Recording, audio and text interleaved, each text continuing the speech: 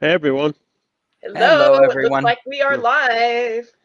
And we have an exciting program tonight. We want to thank you, Sten, for being here at such a late hour in your region of the planet. Hello, Nimue. Hello, Vera Faith. And I haven't seen if anybody else is in the live stream yet, but we did get the word out to everybody. So awesome. Okay. Um, Dakyndre, I'm going to upload your presentation first, and All then right. Dave will do yours after.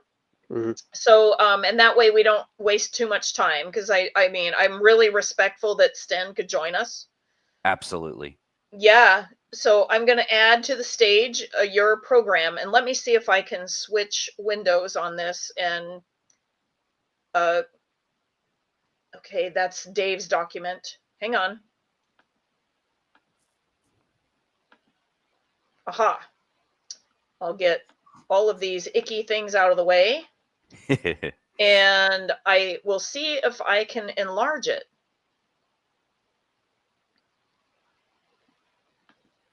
Because I'd like it to take up more of the screen. Oh, down here in the corner. I was gonna say, and if not, I Tell should me be able if to read the it screen. gets larger. Yeah. Mhm. Brilliant. Okay. Excellent. So, yeah, like look at this great artwork too. I mean, this is just so cool, right? That is so awesome. Okay.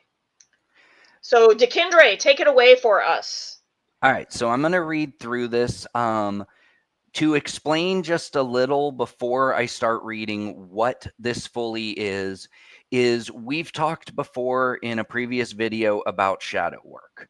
And what I wanted to create in the time since that video and what my sort of hang up was is within the neo-pagan community and within the broader, more mundane community, anytime shadow work is approached, the sort of snag that you run into is they overwhelmingly use a entirely therapeutic model, and they ignore any spiritual implications to the work.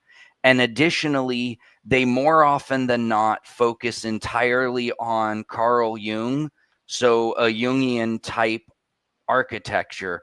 And the problem with that model of shadow work as it exists within the neo-pagan community, within the mundane community, is it views shadow entirely as this other aspect of you that has to be dominated and controlled and ultimately more or less obliterated. And I've always found that with Tolkien's writings and stuff incompatible. And so what I wanted to do was deep dive, look at it, and come up with a system that would be unique to this group and unique to Tolkien, and focus more on a spiritual aspect rather than a purely therapeutic. So the end result is this document that I'm presenting that has been entitled The Luminous Veil. So if you'll, Lisa, scroll down.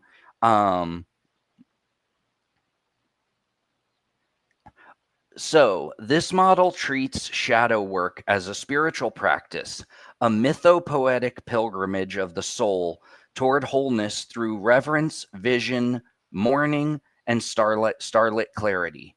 So I wanted to, Dave gave me a great chunk to include on kind of where, and Dave, was it from Morgoth's Ring on this? Yeah. Yeah. Yeah. On what Tolkien viewed as shadow or evil.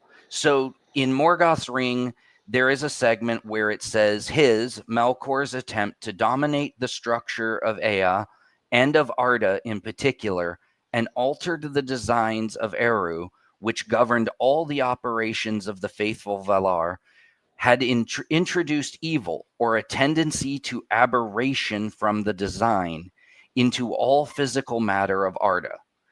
Evil is defined here as the tendency to aberration from design.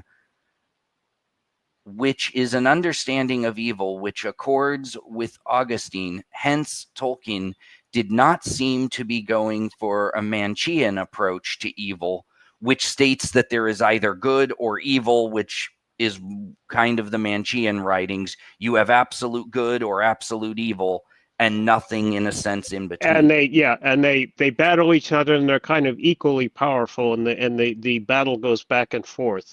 The most familiar model of it that probably most people have seen is Star Wars, where you have the light side and the dark side. That's a Manichean view, but that isn't the Tolkien view.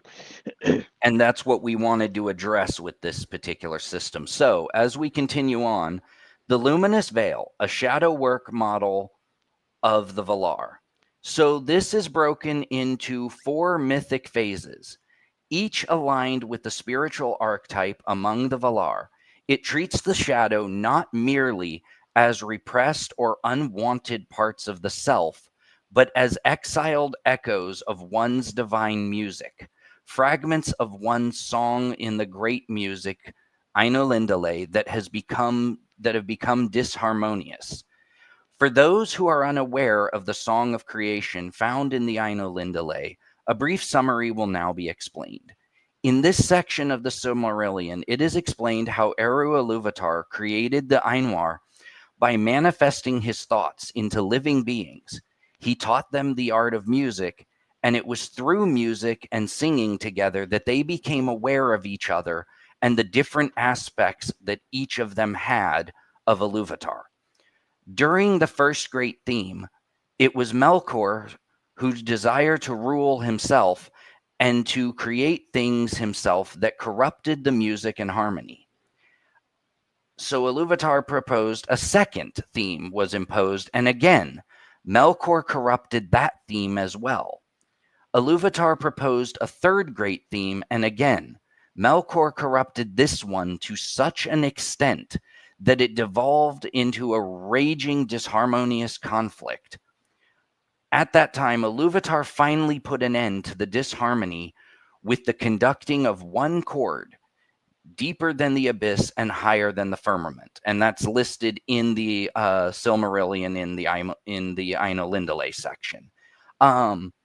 Ilúvatar then went on to allow creation of the universe and everything to come into being and followed the design and intention of the music sung. He allowed the discord of the disharmonious aspects that Melkor had woven in to show that any flaws in the harmony are a result of the discard of Melkor. Ilúvatar also insisted that these faults would not end up serving Melkor, but that they would bring forth new and greater things in the music's achievements. So he was pretty much saying, look, I'll let you see that you're not going to derail, and in fact, you will create things greater than even intended. Thus, it can be said that what might be called a flaw in ourselves, or more appropriate, or more accurately, be called the shadow, are not the results of some concepts such as sin or brokenness, which you find in a lot of religious aspects, or even a lot of, again, the Jungian archetype, but rather a result of that disharmonious note sang into everything by Melkor. As such, that music does not need to be conquered or destroyed, but rather through this system below, allowed to exist and ultimately reintegrated into ourselves, producing new and greater things inside us. Yeah, this is so cool, Dakyndre, because I actually, when I read that part, like when you were putting this together, I was thinking of the nature of magic and, transmutation.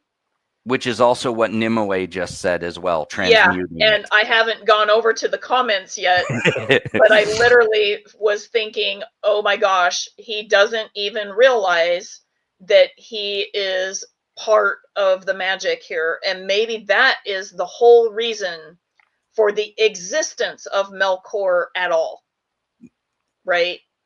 it was to expand and then reintegrate, and expand and reintegrate, and expand and reintegrate.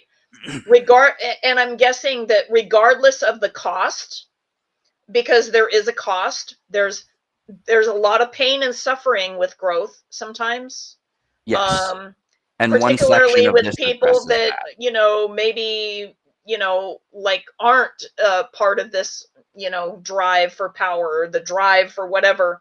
But, ultimately, my guess is that, Iluvatar, Eru, being the source of the all that is, when Melkor is like, I want to be the source of all that is, it's kind of ridiculous to think that, like, well, he was made by the source of all that is, and exactly. And you can't exactly go against yourself without destroying yourself. And even in that process of destroying yourself, you're going to reintegrate into the source and have a bigger and a larger expression anyway. So I think that that's pretty interesting. Correct. And so one thing that I hadn't included in this system is not meant to be rushed through.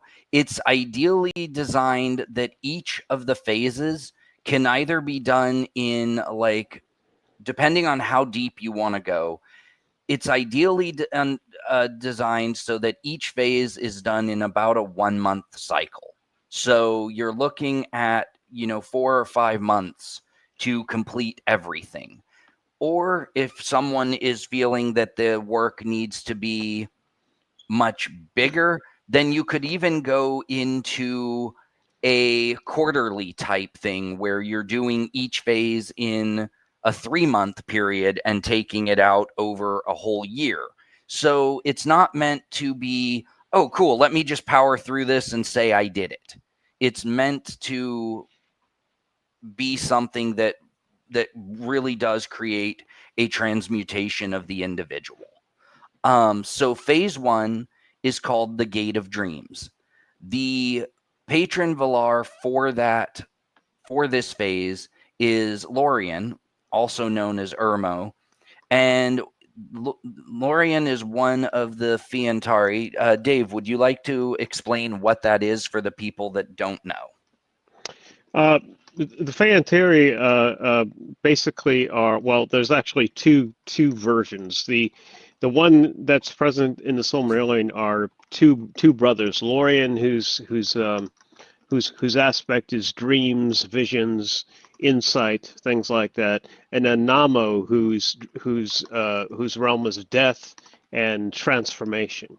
And those are the two brothers. Now, it used to be that Nienna was also considered one of the Feanturi in the Lost Tales era, but in Tolkien, you can never say anything was actually obsoleted. Sometimes things just sunk into the background, but you can never say they disappeared. So there's some link there between Lorien and Mandos and Nienna, but the Nienna aspect sank down as the stories progressed in time. So that's that's the idea behind that. So, as Dave mentioned with Lorien or Ermo, sacred imagination and vision is kind of one of the aspects he's known for. So there was a quote, "In the gardens of Ermo, the dreams of elves and men take shape." So the purpose of this phase is to enter the inner realm of image and dream, to discern the shape of the shadow, its masks, forms, and voices. Listen to the images, symbols, and dream forms that hold your shadow story. All right, you want to scroll a little more, Lisa? I apologize. Hang on a moment. I'm getting summoned in many different directions, and I forgot to drop the banner, so I did that. But yes, sure. I will switch screens. Okay. So we discussed phase 1, right? So right, and so okay, practices for this section of work that you would do. Dream journaling, twilight meditations, creating symbolic art or storytelling based on the inner visions through the meditations that you encounter. Cultivating the inner sanctuary as a space of communication or communion with soul images. You can also, for those inclined, create a dream altar with natural items that evoke inner mystery. It goes on that Lorien teaches that shadow first speaks in dreams and symbols. If you're someone like myself, I don't dream a lot, so it would be far more likely that it would come to me in a meditation rather than a dream. So that is, it doesn't have to be just dreams. The seeker enters a dream garden, not to analyze, but to listen reverently. Shadow figures are not enemies, but forgotten companions. Right. And then there was another quote. In Lorien are the most beautiful gardens in the world, filled with many spirits, and it is told that the fountains of Irmo bring healing to the weary. So again, this whole phase is kind of about figuring out more about that shadow, identifying it, what's it there, what's it causing, in essence, what does it want? And so journal prompts that can be done over the month of doing this are: what reoccurring images, beings, or settings appear in my dreams, or like I said, meditations for those who don't always dream. If I stepped into a sacred garden within myself, who or what would I find waiting there? Which parts of me are banished into dream, but not allowed into my waking life? What archetypes or mythic figures do I feel drawn to, and why? Creating a symbolic image, drawing, or words for your shadow. What does it look like? What does it want? So this is really about getting to know what you're dealing with. This is so cool because you know what I just thought of, Dakyndre, and especially about the fountains part. And I didn't catch this when I read it the first time, but I'm going to share it now. And probably Nimue or others are going to catch on to this as well.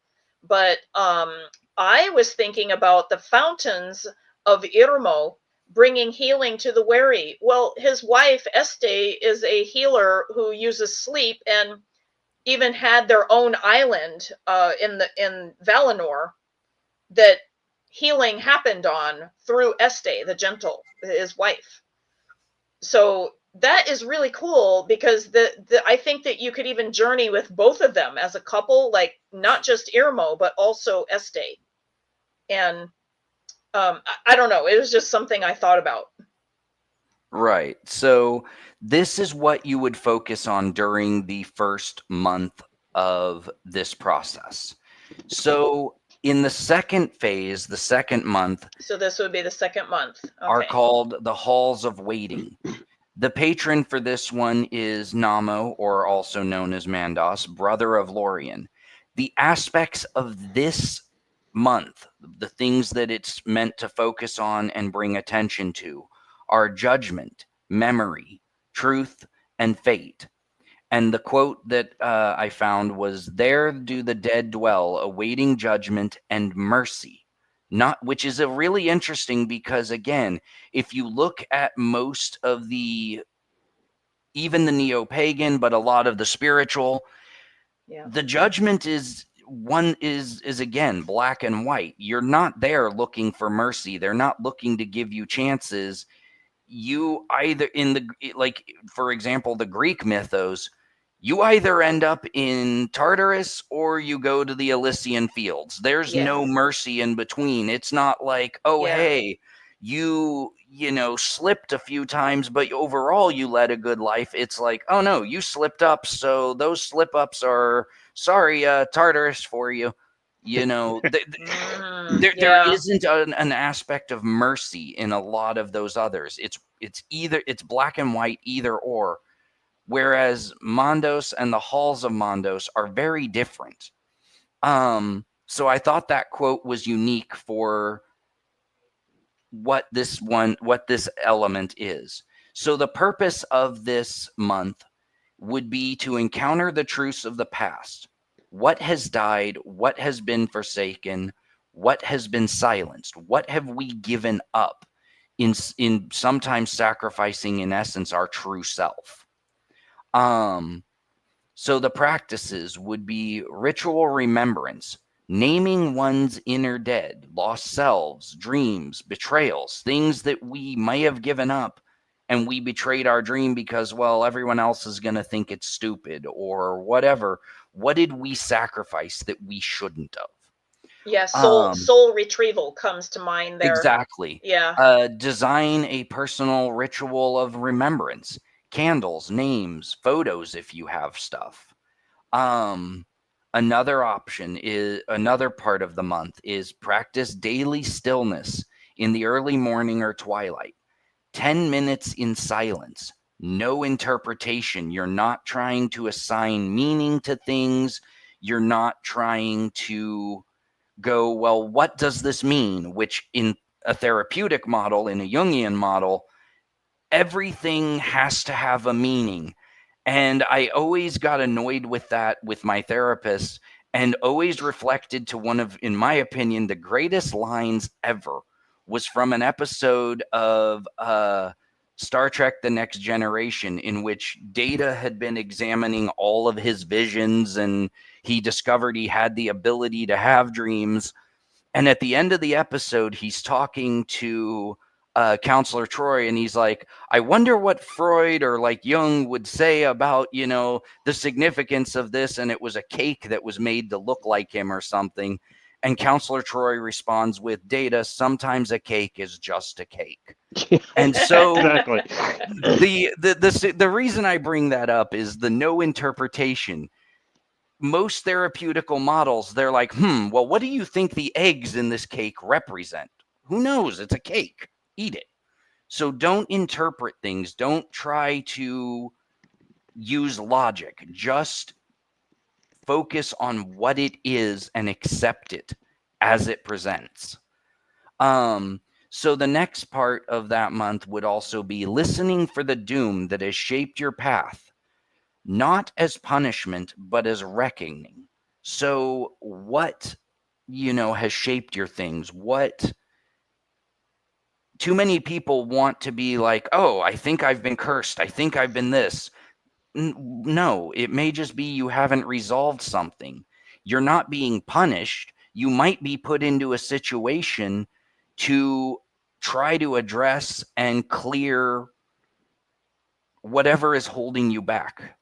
So it's not a punishment oftentimes, though we perceive anything happening to us that isn't, golden and rainbow colored as, oh, I must be punishing. The gods are unhappy. No, maybe the Valar,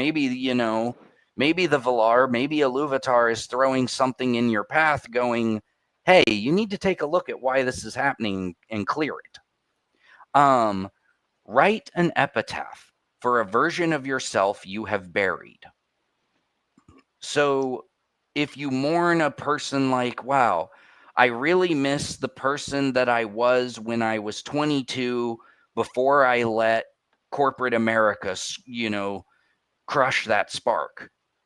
Write a eulogy, write an epitaph as if that person has passed, because you can bring back aspects of that, but you will never bring that person back.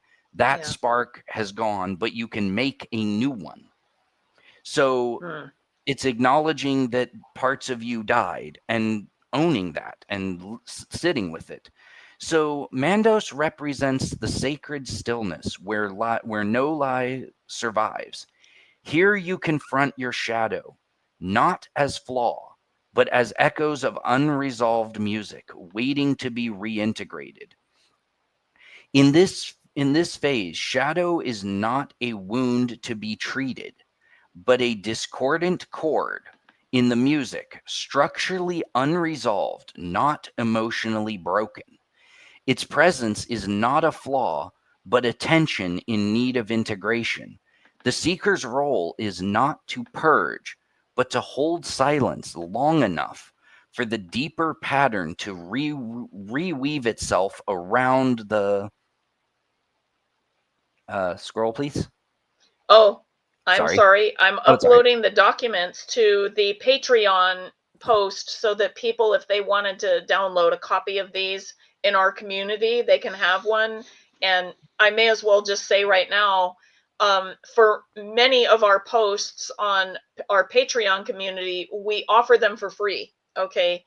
So if you want a free account, you can come aboard. We also have a paid level where there's a little bit more like intimacy with rituals and things like that. And if you guys want to join for that, you can. We still have openings and, like things like that.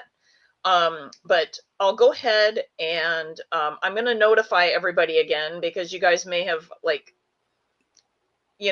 decided that you may have deleted your emails. So I'm uploading again for tonight's live stream. And the reason that I'm sending it again is so you guys can have a copy of these.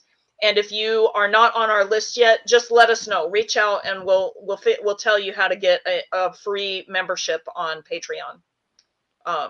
We also have our Patreon link in our link tree. So that's another way to do that. So let me go over here to scroll down. So we were at to the dissonance. Yes. As with the Aina Lindale, it is only in stillness that discord can be repurposed into harmony. Mando speaks, but rarely, and only to pronounce doom and judgments. Let's contemplate that. I think that we could summarize this entire presentation with that one sentence. As with the Ainu Lindale, it is only in stillness that discord can be repurposed into harmony. That is the nature of everything that we're talking about tonight. Everything. So exactly. It's incredible. The journal prompts for this month are: what truth about myself do I avoid because I fear it defines me? Who or what have I banished from my story, and why? What do I need to let die in order to grow? If I were to sit in the silent halls of Mandos, what memories would arise unbidden? Write a letter from the part of yourself that has been most silenced. What does it say?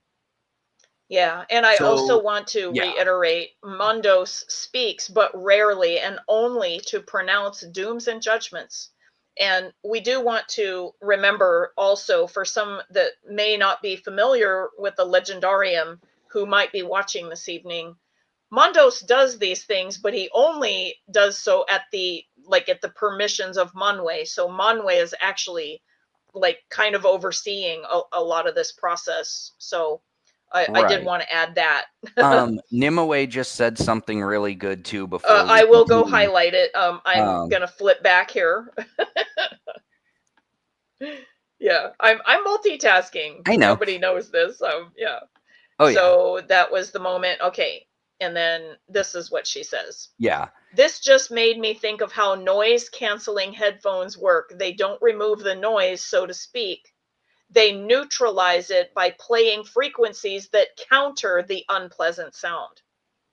Exactly. And so we're not trying to cancel or destroy that aspect of shadow. We're basically trying to do something similar by, bringing it back and making it something more. But it would have never been more to begin with if the discord never happened to begin with. Right. So if everything was just lovely and hunky-dory and no disharmony ever happened, I mean, it would be cool, but it would be pretty boring, and there would be no growth, and no growth can mean stagnancy. So we don't want to become stagnant. We want to grow, but sometimes we need a little bit of pain to grow. So the third month or phase of this process. I'm getting there. Oh, it's all right. Is called the Mourning of the Waters. And this one's patron is Nienna. The aspects that focus on in this month are compassion, grief, and inner alchemy of tears.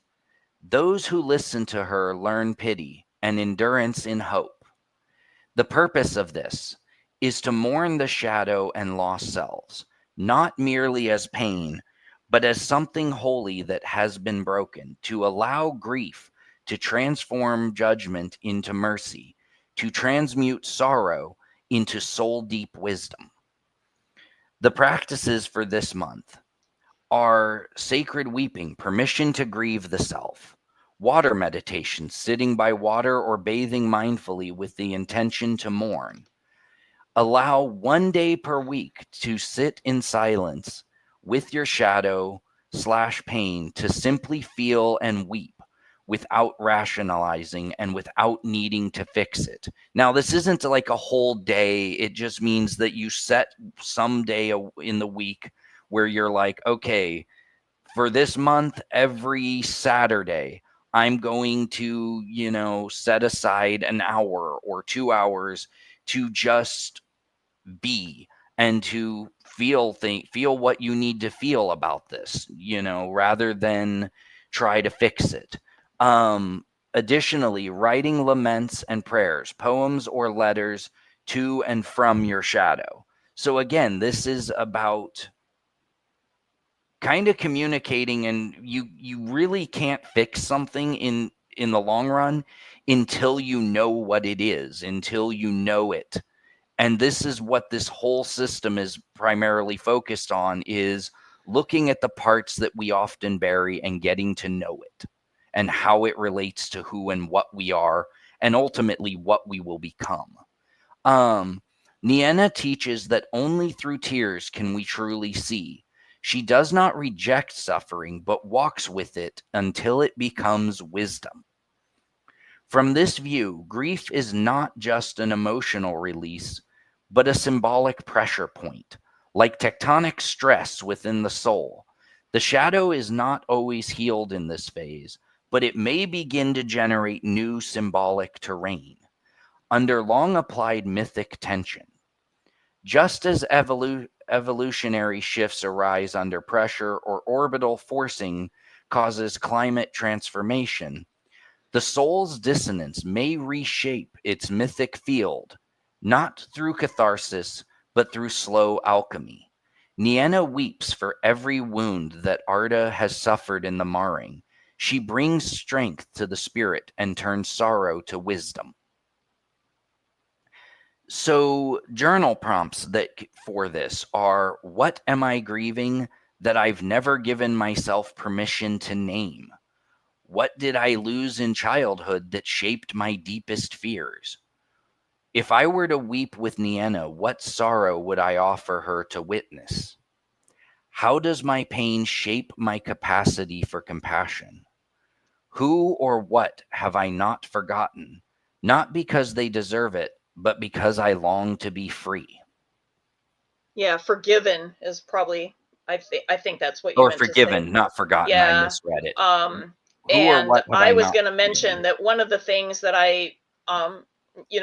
people that have done Solvawaris rituals will know this about the way that I see Nienna. I see her tears as transformational in bringing us back to source energy, meaning back to Eru's original vision, back to that. And of course, that whole process is expanding through pain and suffering, okay, but also to reintegrate. And her tears help us transform that back into that original light, that original, idea of Eru and his, the one, right? Because it's not his, Right. but in Tolkien's mythos, it's a him, right? But I think that the energy that we're talking about is definitely a oneness. It's both, Right. as far as, that type of thing. And well, as I've said in the past, the being like that kind of transcends gender. So exactly. And in our process, so each of us, in a sense, live our own song. like, I think that, like, we can all say that we have our own Ainu Lindale process for even us within this world. And each of us are growing and then bringing that, all of that material into a form that will expand Eru's vision yet more. And when the Daggereth type time comes and the elves and the men are coming together to sing the song along with, the Ainur and, particularly the Valar, right? And the Maiar and all of the beings, and the elves and men are going to be in that same soup. Imagine the expansion that will happen on the next leg of this creation, especially in the second, and especially if we can handle our shadow and learn how to transmute that without going into, so many of us like actually go into deeper pain or things that like we take it personally, like, or like we'll dive deeper into those places of rather than transmuting. What we're doing is deciding to like stay in this place of, like, if you will, blame or or victimhood or those types of things. And I'm not saying that those feelings aren't they're valid, okay, but I believe that the idea isn't to stay there. I believe that the idea is to realize that, okay, we've all agreed on some level to experience this whole creation process, including allowing, and particularly with this Nienna chapter, okay, the Nienna part would be to really, that would be the most important part, like to really transmute that back into source energy and to bring that source through us, through our own experience, which could be compared to our own music, right? Right. I know you're multitasking. Sten also just said something really good too. Right, because I'm on the document still. So I'm going to go over and I'll highlight it.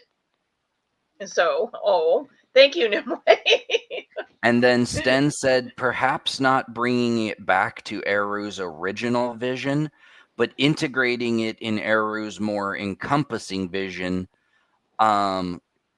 Eru's reply to Melkor's meddling. And maybe I should have said that, like, the original vision, but what I meant is, I guess, his original intention, which was to grow this energy, like, and to, because, I mean, otherwise Melkor would not have been part of the design at all. Right. Yeah. Hey, Merlin. So, welcome. But you said it better than I did, so thank you. So we'll move on to the fourth phase or fourth month of the system. It's called the Light Beyond Shadow. Okay. And the patron for this phase, for this month of the system, is Varda Ilantari. Aspects for this system: illumination, transcendence, star knowing, and the star forged self. She it was who kindled the stars, and elves awoke under her light. The purpose for this phase, for this month, is to bless the shadow, not erase it, to see it illuminated in the light of the stars, the divine essence unforgotten, to reclaim the starborn self beyond all fear. Wow.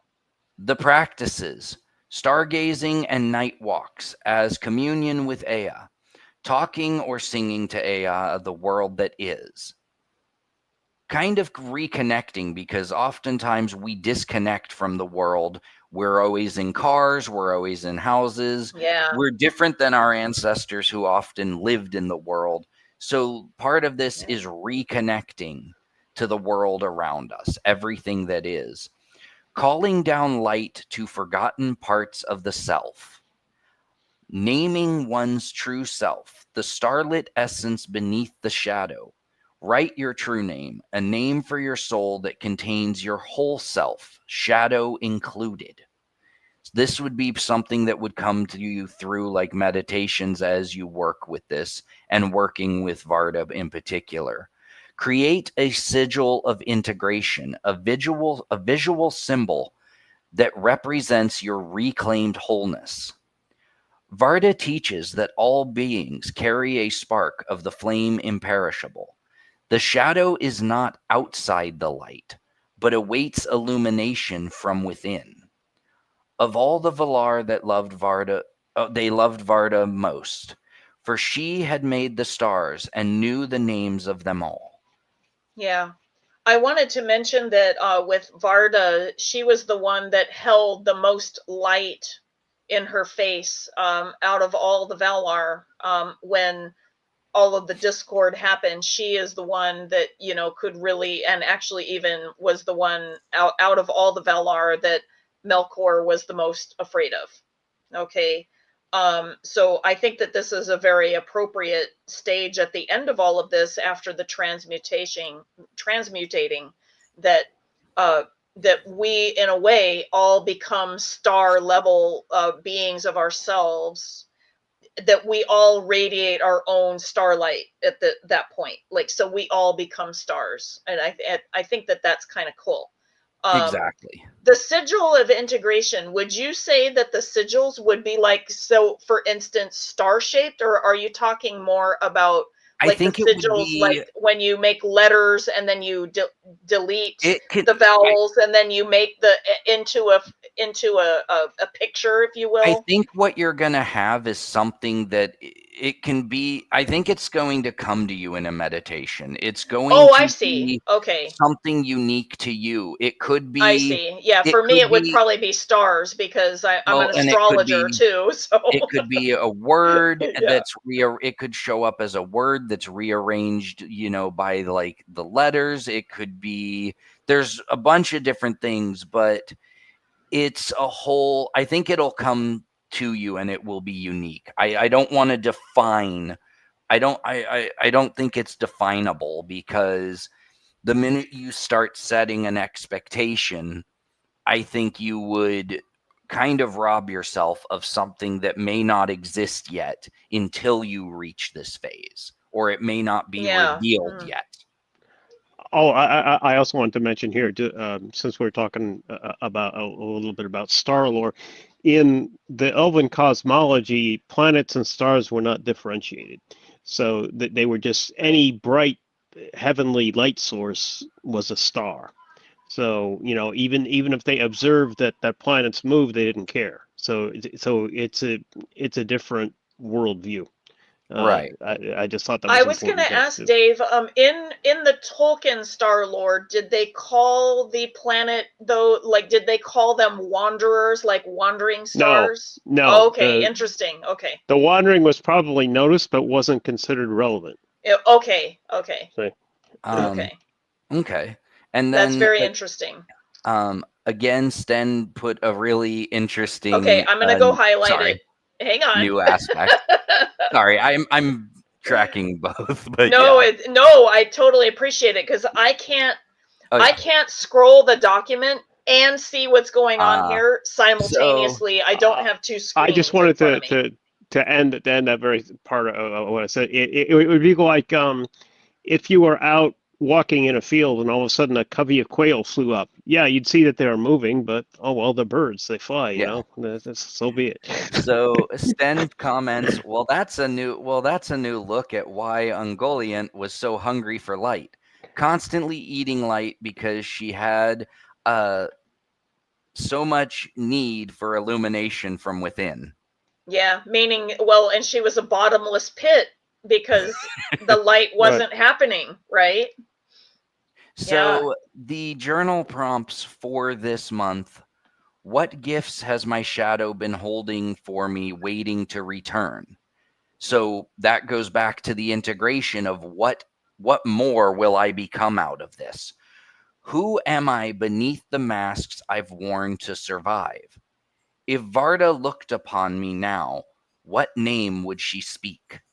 So that's something that might show up during a meditation. How does my shadow enrich my light, making it deeper, wiser, more whole. What is the new myth I choose to live? Write a short tale where your shadow becomes an ally. So this 4th month is really about integrating that. The first 3 were kind of discovering it, so, mourning it. This one was about coming back to it and integrating it. So the final process in this is a closing rite. It's called the harmonization of the music. In Tolkien's cosmology, even Melkor's discord is woven into the greater music of Iluvatar. The final stage is not perfection. We're not going to become perfect, but harmony. Never. Yeah. Singing the parts of your soul, shadow and light, into a unified chord. A practice for this. Wow. A symbolic ritual where the seeker writes their renewed inner myth, integrating shadow elements as redeemed powers. Create a ritual that weaves all 4 phases into one act. An idea for it is a nighttime ritual at a body of water where you could use candles, you could use song, you could, I don't know if I have anything else. Scroll down, please. Okay, hang on a moment. Sorry. Oh, there is. A personal Silmaril, crafting a sacred object infused with the light of your journey. Reading aloud your journaled myth and calling your soul's true name.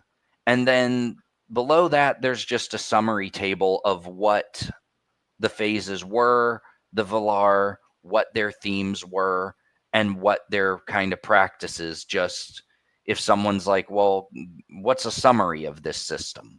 This is what it, without going into depth. Sorry, I'm getting summoned here. That's all right. I'm trying to put it off. Okay. So that's really cool that this is like a 4-fold process, and then the summarizing, happens at the end, like where we bring all of the things that we went through with the whole journey, and then bringing this all back in, and by our own shadow integration, we do the same thing that Iluvatar is doing by expanding the energy. We expand our energy. Exactly. Yeah. So very cool. And so at the harmony end of and balance, I would say that balance is like what we would strive for if people don't understand harmony. But I think you can hear harmony, like when I think about music that is in harmony, I can hear like all of the thing, and I'm like, you feel good about it. Exactly. And then the disharmony, like it's just you could lower it from harmony to balance and imbalance. And an example like that would be a choir. If you've ever heard a choir where one section is off key or out or slower and than it the hurts. rest, then you've got this music that it's like, well, that would be that performance would be great if the sopranos, hadn't been 3 seconds behind everybody else in keeping up with the tempo of the music, So balance, unbalance, but in this case, it's harmony, keeping in theme with Tolkien's view of the shadow and everything being related to music. Right. Are we still reading the practices? No, I went over I all couldn't of that. remember. I apologize. And I believe after all of the summary at the bottom, I think that was everything. Oh, I see. That is included. So here's and we definitely want to. Okay, and there's nothing else. Okay, so we want to definitely have this as the last. This is just a summary tale of what each one was, what its phase was, who the Valar was, what the theme of that phase was, and some of the a small touch on what the key practices of that phase was. Yeah, very good.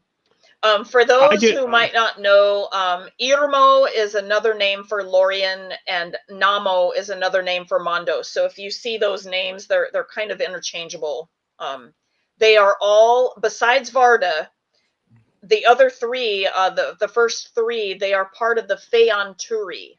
You may want to look up that term, but it has to do with loosely it means the spiritual siblings, and each of them have a job with spirit, where Lorien is in charge of dreams, Mondos is in charge of death, and Nienna is in charge of rebirth, if you will. Yeah. And Varda Elantari is the star, like she has a piece of the original light of Iluvatar still in her face, and therefore, like, we want to achieve that the way that we are our brightest selves, but in order to do that, we transmute everything that in ourselves that is also shadow. Right. For And for those so, who, oh, I was go just ahead. going to Go say, ahead. for those who have read The Lord of the Rings, she's referred to she's glossed in English as Star Queen. So, you know, that's Right. that's also the meaning. Oh, I apologize. It looks like, okay.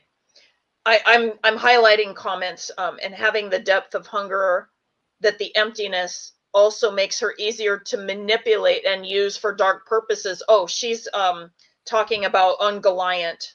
Right, right. With the devourous energy, because I mean, as soon as she had it, like, it wasn't like she became light. It was like she was still dark. It was like this bottomless pit. So very interesting. Great work, Dakyndre. This is such a wonderful, workable journey. Fantastic tools for personal healing and growth, and love it. Sten just says, somehow it feels to me that there's a step in there of hunting the shadow under the tutelage of Orome, but then not to destroy shadows, but to grapple and spar with them, a very energetic approach. I would imagine, if you feel particularly like working with a particular Vala in this process, I would think that you could, you know, Add in something some in. fashion combine these, because one of the things that I have figured out about, you know, if you will, the Elven pantheon, and I say that loosely in loose quotes, because, you know, like, as if it's an, you know, pantheon, okay, but about the Valar, where we look at other mythologies and the body of their mythologies and how those things work, there's a lot of drama sometimes, there's a lot of discord, there's a lot of things. The Valar as like a whole, except for Melkor, who was actually removed from the Valar, okay, the Valar are pretty harmonious. So Yeah. I don't see why you couldn't work with another being if it feels like, for you, like, because maybe your resonation is like, so that you see it as a hunting. Okay, I would say that the wild hunt in paganism is kind of a good example of that. Exactly. I mean, you could work someone like Orome probably into the same, even though it's not in the framework, it could probably be worked in somewhere during the either like the Gate of Dreams, as when you're looking for the shadow, or even somewhere into like the Halls of Waiting. You could bring in someone like Orome, or it may be entirely possible that as you start the system, that other Valar will come in with, you know, this isn't a set in stone and just, you know, unchangeable. Like, it may adapt and grow for each individual. My intention was merely to just create a starting point and something that was true to Tolkien's work. And since we had done shadow work, but it was in discussion in videos, it was more to just kind of create the start of a system that someone could use, and that was more spiritual based and Tolkien based rather than therapeutic, which this kind of is in a sense, but it's more of a spiritual therapeutic rather than an emotional, purely therapeutic. And so I wanted to create something. But yeah, you can absolutely, I would imagine that There will be other Valar that come in during meditations, or it will, I would almost say it'll morph in a way for each individual, depending on aspects that they may need to work on.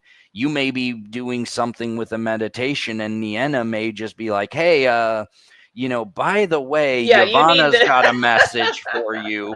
I'm gonna, Yeah. I'm gonna hand over the session for the moment to, Yavanna. She's got a message for you, so That probably would happen. And on the note of it may Orome, morph entirely. because of the hunt, the wild hunt and that energy, I had read somewhere that some folks, when they're dreaming of hunting or being hunted, that they are doing shadow work.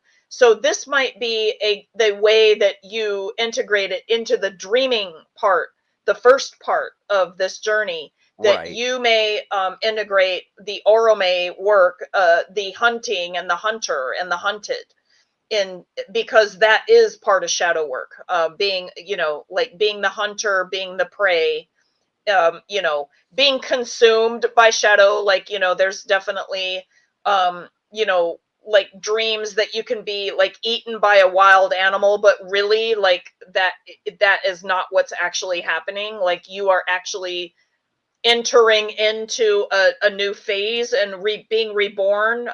So like there's a whole lot to that.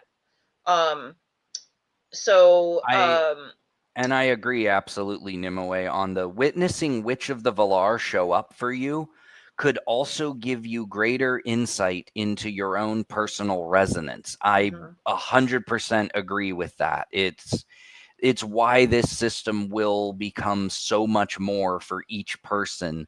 This was kind of just a framework of starting, and it's the reason that each period is a month or even longer, because you may start and go, okay, I'm going to do this in 1 month.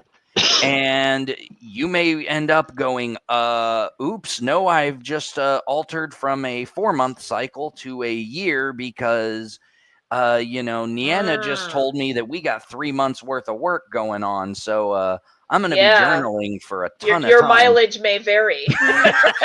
Exactly.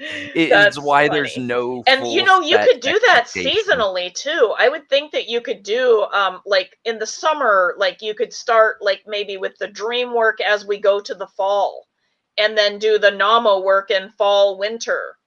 Right. And the rebirthing in winter going into spring. So I mean, you could totally do it seasonally too. Oh my gosh. Exactly. Sten too. Sten's comment of, okay, I'm going to highlight it. Sorry. Like when Pulchus shows up to support you when you're trembling from confronting shadows when the starting is tough. Yeah, exactly. Tough. Yeah, I think that's what he meant to say too. And exactly. Dakyndre, I just wanted to compliment you on this document because it's really good. Thank you. I appreciate that. It's And we uploaded it in the Patreon area if you guys want to get the document. So in fact, it's good enough. It's good enough that Richard Parker takes his India rubber stamp. It's India rubber because he comes from India. He's a Royal Bengal Tiger. He takes his India rubber stamp, he puts it on the ink pad, and he right on the bottom there where there's no writing, he puts RP approved. Damn it. And it's like a AAA rating. Yeah. So no, that is I really appreciate that, awesome. And I hope that everyone benefits, because the intention was to create something that doesn't fully exist and approaches it in an entirely different framework. And I was actually outside of the group, as I've mentioned in my introduction video. I've been active in Freemasonry for many, many years. And I was at Lodge talking with one of my brothers last night, in fact. And he's like, what have you been up to? And I told him, just been mentally going bonkers, coming up with a system for, the spiritual group I'm part of. And we were going into it. I said, I came up with a non-Jungian shadow work model. And he was like, how? And I like explained, he's like, you did what? He's like, is that possible type thing? And so I explained it to him. And even he was just like, I need to see this. It sounds fascinating. So we're well, now we on the have a track of video for creating him to something. watch. And if Exactly. he wants the document, he is welcome to become one of our Yeah. free members on Patreon. And so, yeah, but it was really, so even people I talk to in outer circles of this are like, ooh, this could be really interesting, because Yeah. it's not something that exists in a format. Most everyone you say shadow work and they're like, Carl Jung. And it's like, no, expansive. Yeah. I'm trying to figure out, so it looks like I'm able to show the document, but when I blow it up in my view, it doesn't look like it blows up in, meaning Zoom, okay? For Dave's. Doesn't blow up in your view that I can see. But let me see if I can reattach it. Maybe that is the way to do that. I can read it if it doesn't show up properly. Right. But, okay. Well, there's that Okay. too. But I thought that it would be nice to have it. But okay. Let me see if I can do the presentation. Share screen. Yeah, and then we'll move on to Dave's document, because his is equally fascinating. Because it's really good. Oh, very. Okay, guys, does it show the right way? Yes. Awesome. It is much larger now. Okay. All right, Dave. Brilliant. Dave, you're taking over the helm here. Tag, you're it. This actually came out. I use a number of AI assistants to help with my writing because I'm a visual thinker, and translating visual thought into verbal format is sometimes difficult. I run into writer's block. So despite what people may think of AI, for me, in my particular use case, it's useful. So, and the thing about one of them, ChatGPT, is if you're on the paid version, it gets used to you over time. It actually adapts to your style and so forth. So I've been using it since last July, so pretty close to a year now. And what this came out of was a discussion between me and ChatGPT about how can I make a guide to Way of Artists lore that will be comprehensible to the greatest amount of people, like Joe, what I refer to as Joe or Jolene, whatever, coming in here who has never heard of us and doesn't know what we're about, or doesn't know that there are mythic depths to Tolkien. They just think of it as, well, yeah, man, I read The Hobbit and The Lord of the Rings once, or I watched the movies or something, but that's all I know. So I wanted to, for people who sense there's something more beyond it, I wanted to make a guide to our organization. So that's how this started. Awesome. I'm going to interrupt here because we have a question from Sten about, and by the way, on the Morningstar ritual, I will double check on that to see if I didn't upload it properly. That's a possibility. Okay. Here's the question. He says, still puzzling on why you say that this is something like, quote, not Jungian shadow work, unquote. Jung would say that shadow work is about integrating parts of the self that you reject. It's not about destroying things. So he wants an answer to this. I have my own idea of how to answer this. I want to give you and Dakyndre an opportunity to answer. I would say that while that might be Jung's interpretation, the way it's implemented in most modern therapeutic things is that the shadow, it's viewed as in like absolute good, absolute darkness, as we kind of mentioned. An almost perfect example of how, at least in modern society, the shadow is viewed is the scene out of the movies where Frodo tries to hand are you talking Galadriel the ring to Galadriel. Yeah. She goes into her whole spiel about, you would give me this ring freely, you would choose to have, not a dark lord, but an all-powerful queen, beautiful. And you very much have this shadow element of herself. And then the moment phase passes and she's like, I passed the test. In that aspect, she doesn't integrate that part of herself.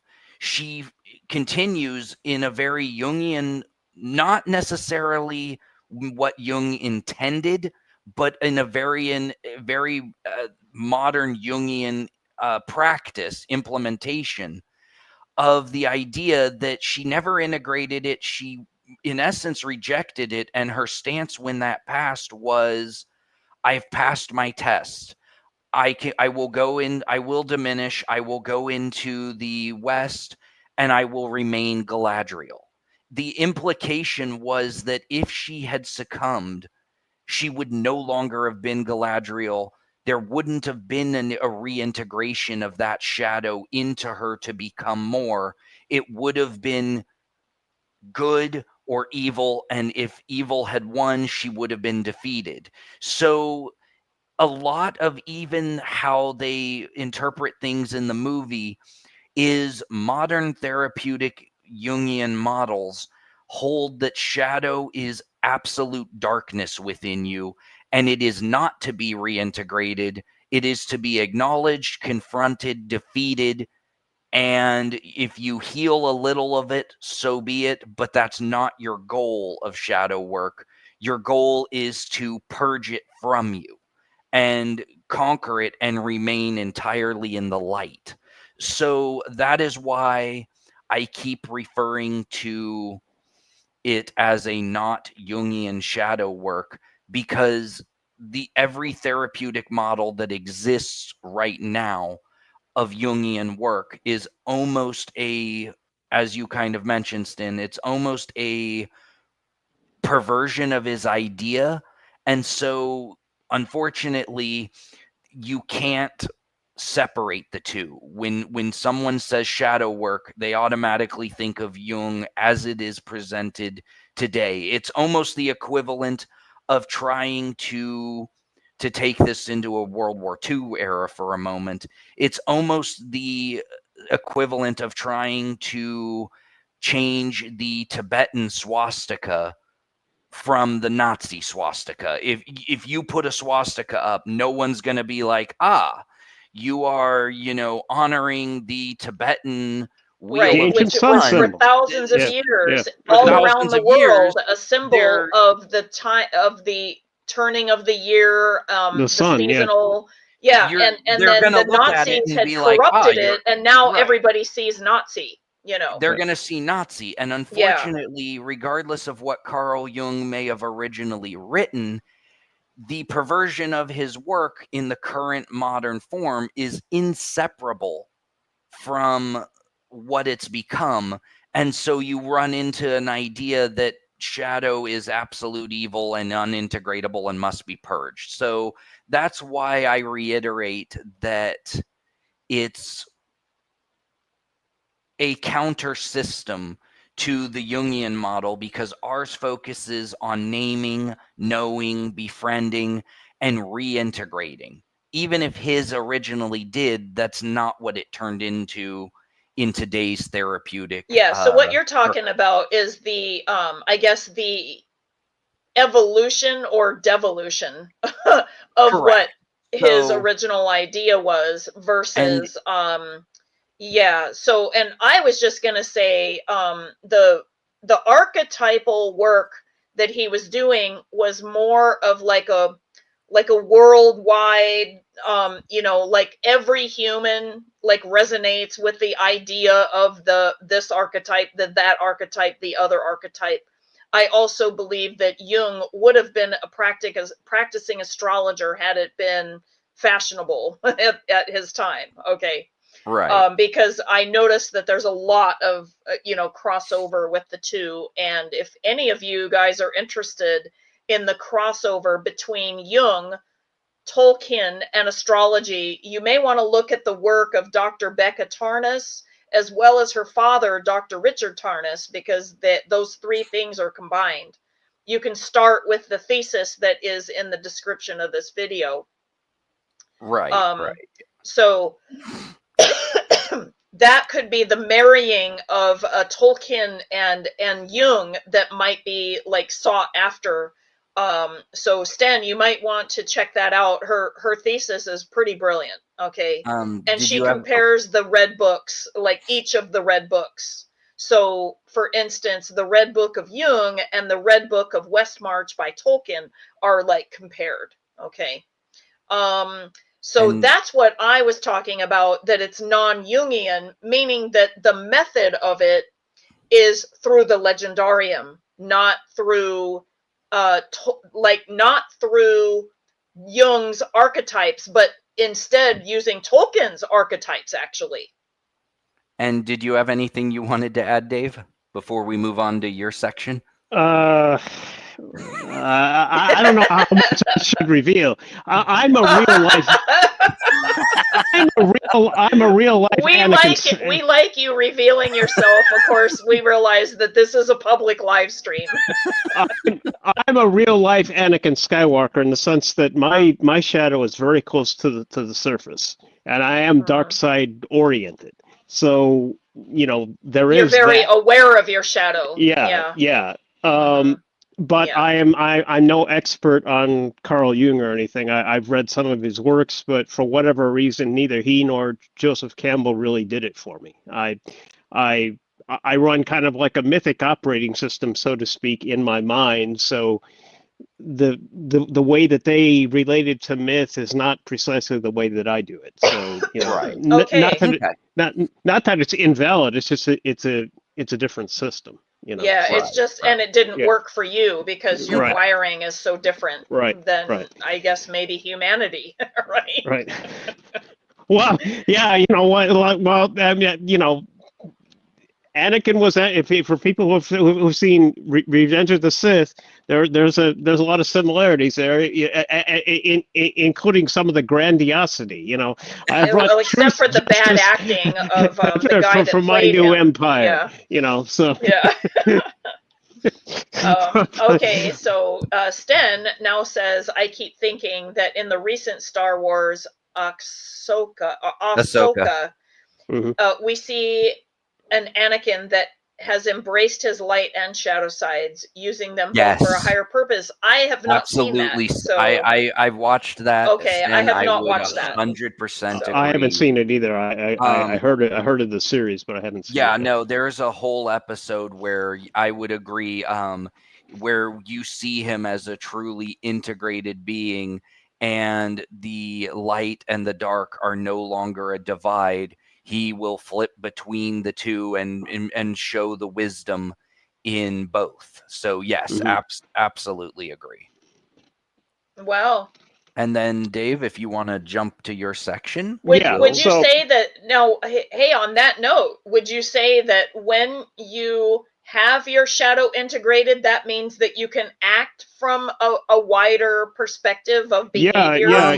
Instead of a narrow place that might get you in trouble? Because one of the things I know about shadow is if you don't acknowledge it and you don't, I'm such a good person or whatever, you can really get your butt kicked by the shadow. And if it doesn't express through you, it'll express through somebody else that is needing to come through with that energy so that you learn, right? For me, I just want to say real quick here.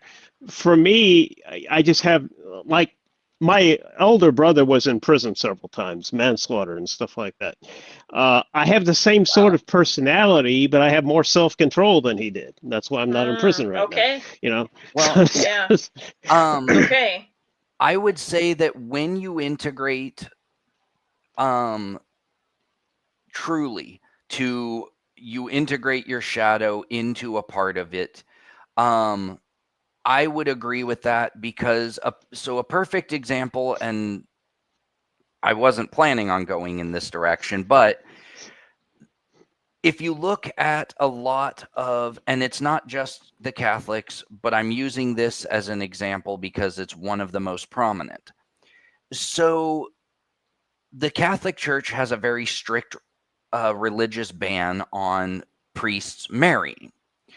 And so the more that you pretend that you do not have the more carnal I'm taking it down to just give the more cues that to the chapters in the video. The more that you deny, like a lot of the priests are like, I have no sexual attractions to females because my work is married to the church, and I am such a pious and such a religiously pure individual that, you know, I no longer acknowledge that I have any, you know, base emotions like that.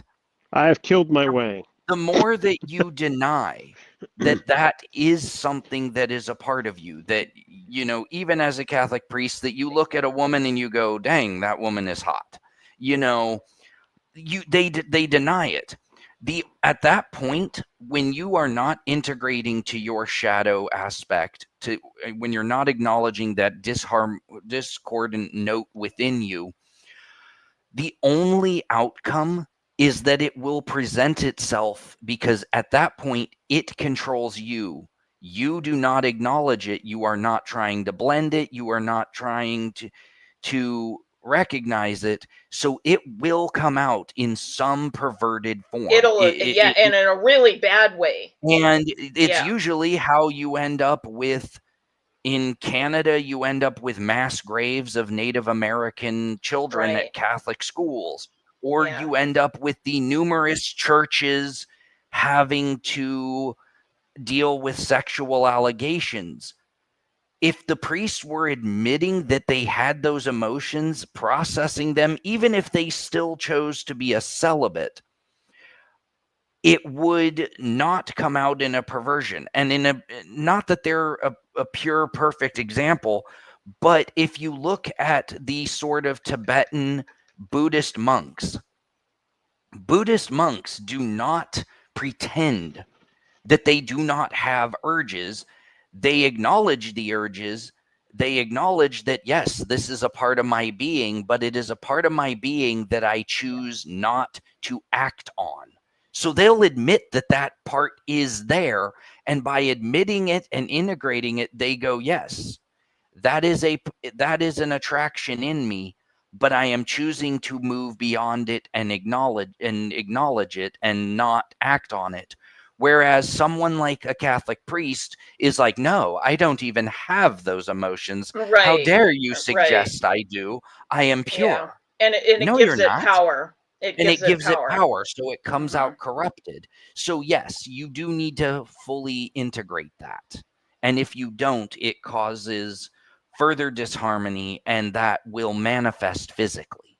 For those of you who study astrology, one of the things that you'll want to do for studying your own shadow would be to look in your 12th house, which is the house of the unconscious.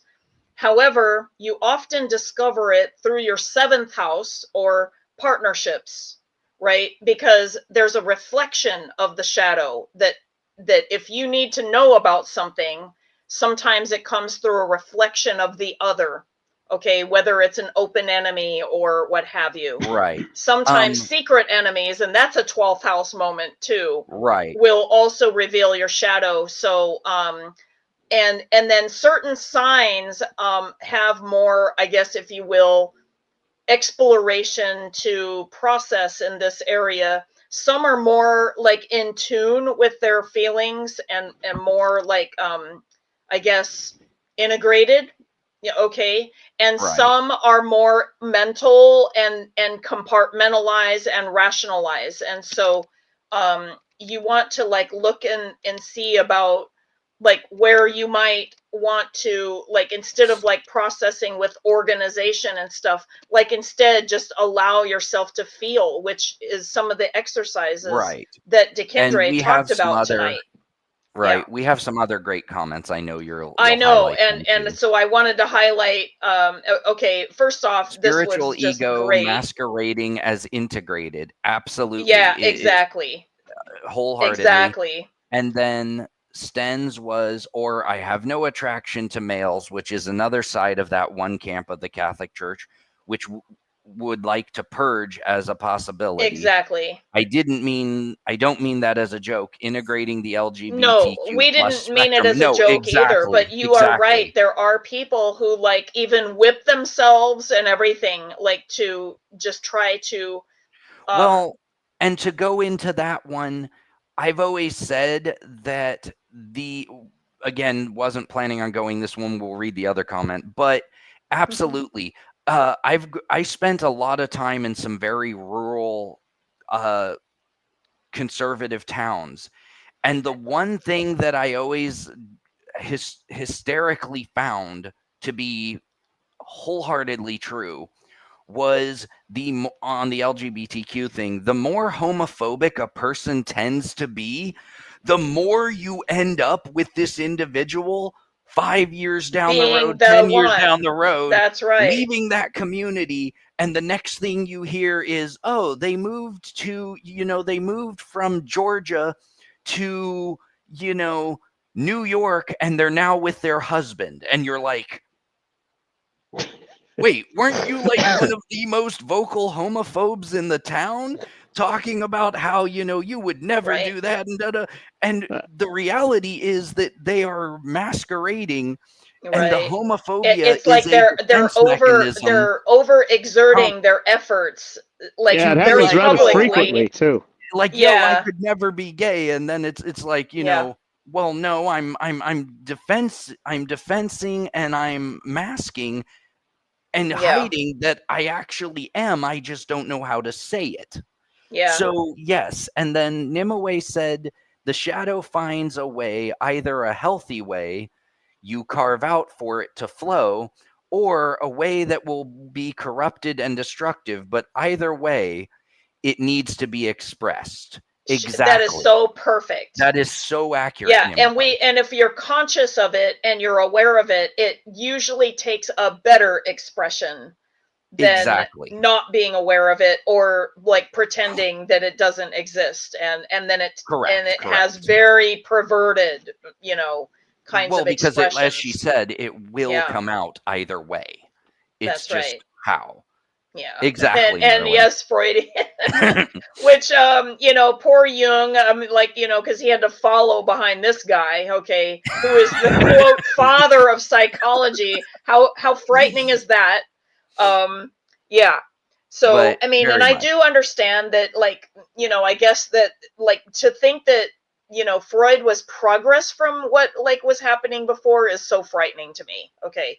But I do understand that he was the pioneer of what was not explored, and it came out really weird, okay? And then Jung refined it better, and then we have a little bit better models right now. I will say this: at least Jung didn't have giant penises chasing him through the back garden. Exactly. I'm just saying.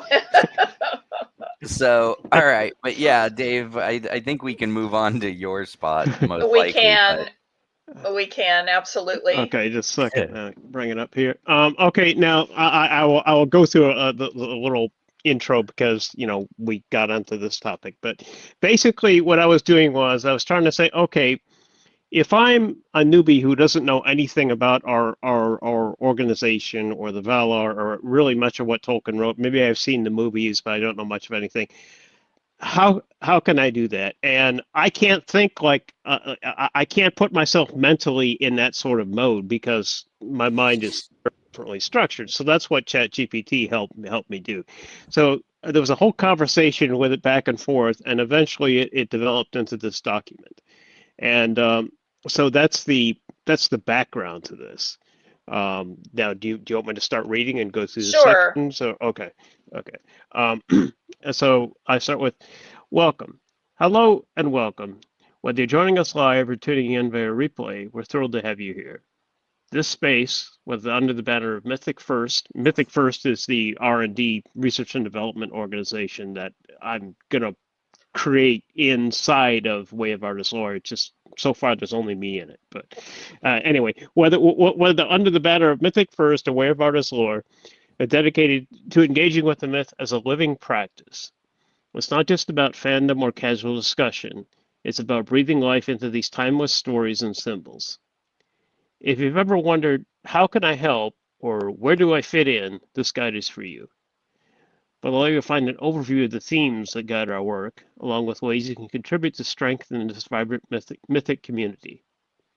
Whether you bring questions, insights, creativity, or simply your thoughtful presence, you play a vital role in keeping the myth alive. Read on, and welcome to the journey. And I broke it down into themes, basically. Okay. So, and the first theme is engaging myth as a living practice. Step into the living myth. We invite you to do more than observe. Immerse yourself in the mythic current. Tolkien's Legendarium, like all great mythic systems, is a living, symbolic ecosystem, not a static collection of tales or nostalgic relics. By joining us, you become part of a living myth, vibrant through active, thoughtful engagement. And what I mean by that is the Tolkien linguists are a great example of what I call museum curators. Yeah, sure. Yeah. They take Tolkien's written works insofar as they exist. They analyze them, but they don't try to extend them. In fact, they frown on. I remember during the movie era, there were people who were making, I think, what's called Neo-Sindarin or something very, very, very similar to that, and they frowned on that and shook their fingers. You know, you can't do that. It's an abomination. Well, even if the people who were doing that didn't have great skill at it, they still had the idea of a mythic undercurrent. And that's the right way to do it. If you want to be a museum curator, I suppose it's not the right way, but we're not interested in museum curators. You know, there's already groups of museum curators. You know, if you want that sort of thing, you can just find a different group. Anyway, embrace deep time thinking. To truly engage, stretch your imagination across vast time scales, geological, cosmological, and mythic. Tolkien's world isn't just a historical timeline. It's a flow of deep symbolism. Your willingness to think in deep time enriches our shared exploration. And that deep time hyperlink there goes to the Wikipedia article on deep time, which explains it in more detail. Okay. It basically just means geological time over millions and billions of years versus human scale at most thousands of years. So because the Silmarillion, you know, goes from the creation of the universe all the way up, you know, to fairly close to, you know, to our time in geologic terms anyway. So and then the next one, bring depth over surface familiarity. We're not here for shallow fandom, but for those ready to dive into mythic and symbolic depths. Even if you're new, your curiosity and desire for symbolic resonance makes you an essential part of the circle. And then the second theme is unlearning common misconceptions. Rethink Tolkien's elves and mythic figures. The elves, Quendi, aren't light fantasy archetypes you may be familiar with. They're profoundly tied to Arda, shaped by history and burdened by longevity. Helping here means shedding popular stereotypes and embracing Tolkien's original, rich symbolic meanings. And that, of course, probably doesn't need a lot of explanation, but what I'm talking about is basically Rings of Prime. You know, you know, the elves, this and that, and you know, and then all they really did, all they really succeeded in doing was to make elves longer lived humans. They had the same failures and whatnot. Like in the very first episode, I believe, Galadriel has a fight with some elven boys who are trying to keep her down or whatever, you know. And it totally wouldn't happen. I looked at that first 5 minutes of the show, and I mean, I should have stopped then, but it's okay. And then the second one, acknowledge the war-tempered heart of myth. And this is important because Tolkien was a war veteran, World War I veteran. Tolkien's myths are steeped in the real experience of war, loss, and moral struggle. To deepen our work, come prepared to confront this emotional reality, not just the heroic or adventurous layers. Watching Save It Private Ryan will bring you closer to the raw, visceral core of his myth than any academic tome ever could. This is a world forged in blood, mud, and sacrifice. And then, guard the symbolic integrity. You can help preserve the rich symbolic fabric of Tolkien's world by resisting flattened, commercialized interpretations. Encourage others to reconnect with the myth at its source, where its depth and power reside. And then the last one in this section is commit to learning the language of the myth. Even small efforts to learn Tolkien's precise terms and symbolic structures strengthen the group. You don't need to be an expert, just curious and open to growth. And then we go to theme 3, shaping new mythic ground. Join us in building, not consuming. Mythic First is an evolving experiment. We're not offering a finished product. Instead, we invite you to help shape the symbolic architecture, tools, rituals, and practices. Your ideas and energy are invaluable. And then protect the depth, avoid the surface.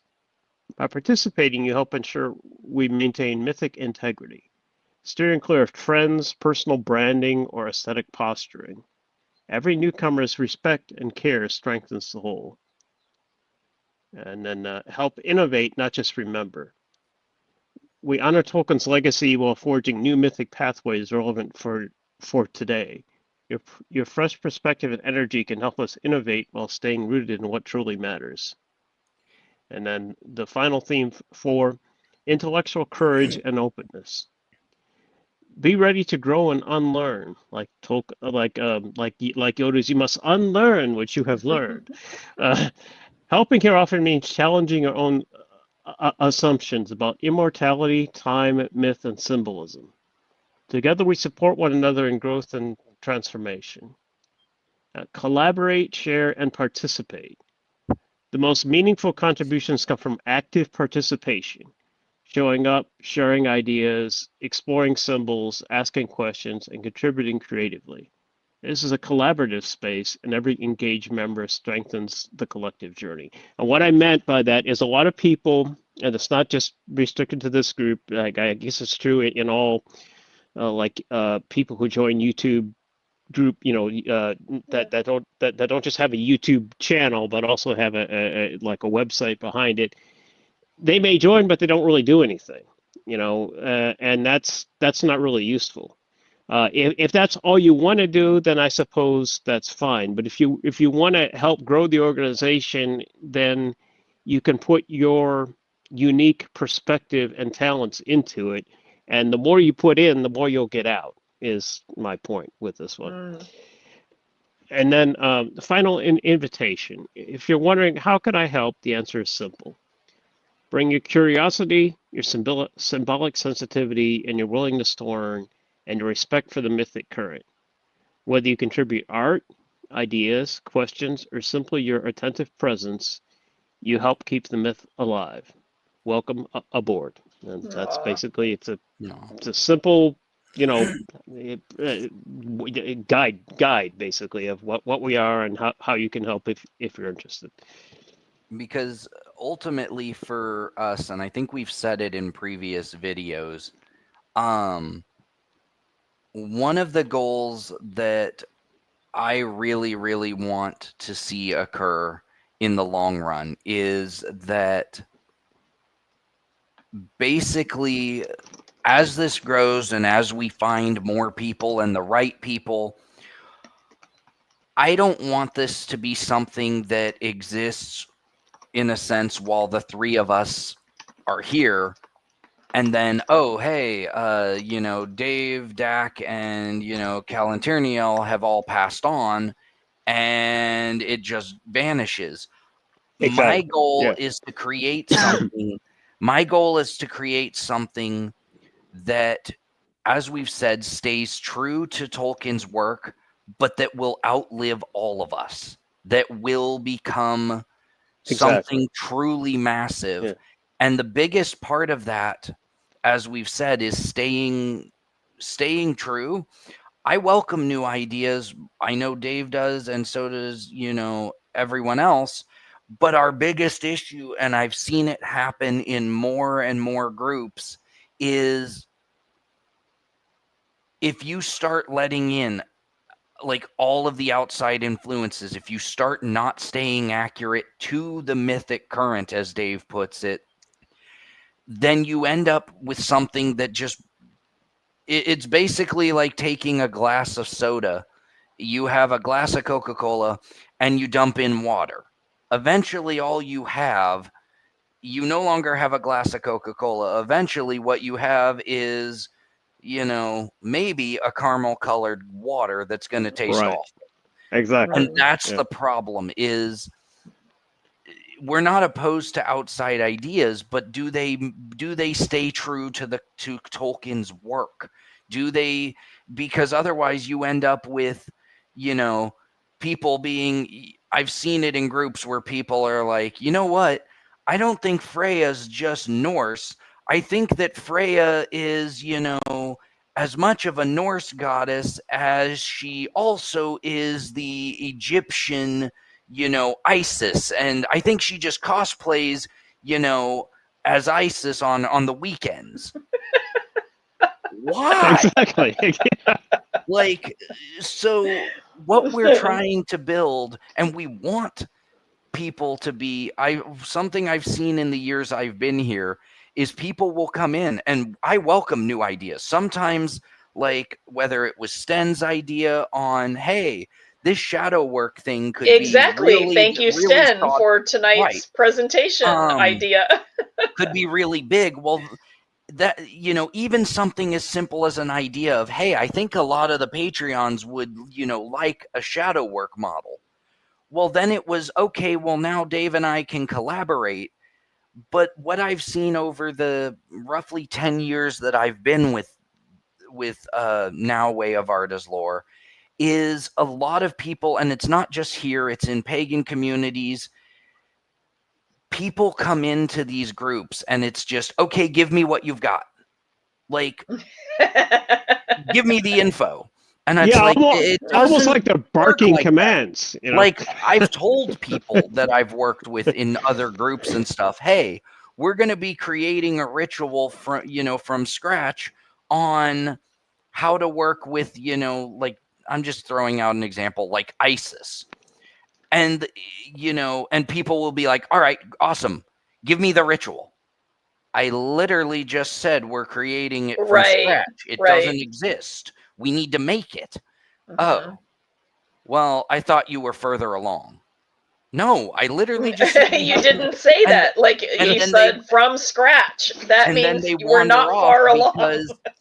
Because unfortunately, what is being seen in a lot of the mundane as well, if it isn't a TikTok video where someone is showing you how to do something and you don't have to do any work on yourself, right? And they do it in 30 seconds or less. 30 seconds or less. Like, like teach me how to cook a souffle in 30 seconds. Yeah. I can't. And I just want to comment here, and that's one big difference between the way that I think and the way that most modern people think. I don't even own a cell phone, and I don't want one. But I look at my daughter's cell phone, and there's shit flashing and blipping and blopping on the screen. I don't even know what the fuck I'm looking at, and I don't care neither. Oh my gosh. So very much what Dave was laying out is, if this organization is to truly expand and grow and produce something that will outlive all of us, it's a community effort. It's going to be something that eventually we pass the reins on to the next board of directors. And the very big thing is that it has to be, I actually go back to a perfect example for me, because I very much relate things to movies. It's just how I always am. I very much think of the original Willy Wonka and the Chocolate Factory. Oh, yeah, that's a good And one. he's talking to Charlie at the very end, and he's like, Right. you know, why a child? And he's like, I needed someone I could teach all of my stuff to, all of my knowledge and things. And it can't be an adult because they're going to want to come in and they're going to want to do their own thing. They're going to want to change things. Right. And so he's like, the reason I picked a child was I could show you. We aren't shaping this we have some shaping in that we're creating rituals, we're creating things, but I'm not coming in going, I'm going to completely reinterpret what Tolkien meant in the Ainulindale. I don't think he meant that the music was sung. I think he meant it was composed and then handed to, string bands. No, we are staying, true to what was written while bringing things forward. And so the next generation of this organization needs to come up with ideas and expand things, but also do it while maintaining true to what is there and acknowledging that we are merely part of a living, breathing entity. Not museum curator. Yeah, and we are evolving. Right. I mean, even over the last 20 years, and I realize that we've had, similarity for a long time, and then we're recently making a lot of changes because, well, the nature of us turning into a nonprofit, like, kind of kicked that into gear and like brought different people forward. And then our recent changing of the emphasis of the types of people we were looking for, to bring in more Tolkien focused folks and less non-Tolkien Elven focused people, has been also something that we were doing. And so we're just going deeper and deeper into Tolkien. But we don't want it to be like, as Dave was talking about, like museum, like meaning, oh, don't touch. We want to, like, if you will, wear the mythology and traverse it. You're right. And another, I didn't put this in my document, but another problem we've had over the years, not a lot, but we have had it, are the various otherkin people who will come in and say, tell me about my elven past lives. And I'm like, I don't know about your elven past lives. What's more, I don't give a damn, Yeah. Yeah. And by the way, I'm not saying that didn't exist, or, it might be a thing, so it's not an invalidation, but it is more of like, it's not our focus. Our focus is, living the mythos within this lifetime. Exactly. Rather than focusing on the past lives. And I'm not saying that those aren't important, but you may either want to do your own exploration with that, or, there are other groups that are willing to discuss that with you. Although I will say that if you are looking for a Tolkien specific group, probably not. The Elven group that does these types of discussions where, kind of anything goes, as the Silver Elves, they definitely have a very open policy, like, about that kind of thing. To put it mildly, that might be a good place for you to go, like, if that's your direction that you're going. But if you want to delve deeper into Tolkien's work, this is your house. This is your exactly home. So anyway, we still have 12 viewers out there. Wonderful. So we haven't seen any comments as of late, meaning in the live chat. If you are watching the replay, feel free to leave comments down below. And we'll get to them, and we will answer your questions if you have any. Absolutely. We felt like we gave a lot on the shadow work. That was a really good program that you came up with, Dakyndre. We're really happy about that. The RP approved AAA rating. I think that's just awesome. Approved, damn it. That's so excellent. So, We're going on about an hour and 3/4 now, so I think we'll end the We're stream good, yeah. soon. Does anybody have any other comments before we go? And I'll end the stream once we're at a place where we can end. Okay. Yeah. And so if you don't get to the live chat, just put it in the comments. And we hope all of you have a wonderful evening. Thank you for joining us. We really Likewise, appreciate Yeah. your energy, your contribution, ideas, participation. Oh, Merlin says, yeah, gives us a star. He gave us a star too. Oh, cool. Yay. That's awesome. Very good. Have a wonderful evening, you guys. Nimue says, thank you. This was awesome. Really wonderful.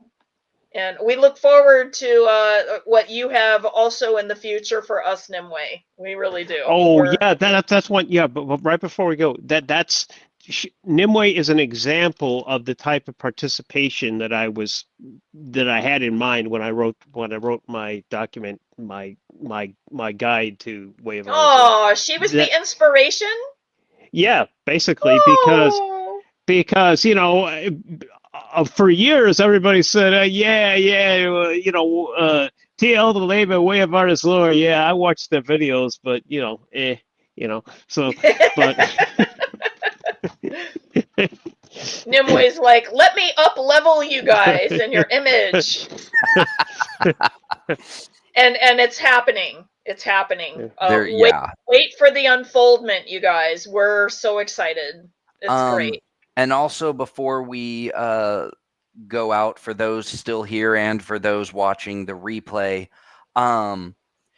one thing that the next probably sometime next month, we'll work on it on the background, figure out where the three of us will be, and I still got to make the finishing touches. Yeah, I'll be up in Los Angeles then.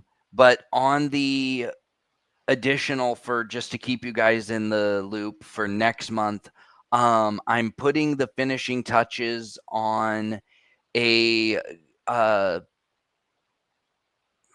Tolkien-based system for, as we talked about in previous videos, for deconditioning, mental deconditioning, and I'm working on a framework for a system that, again, can be done. So we'll be doing a video pretty soon, probably, on something along that one and what it is.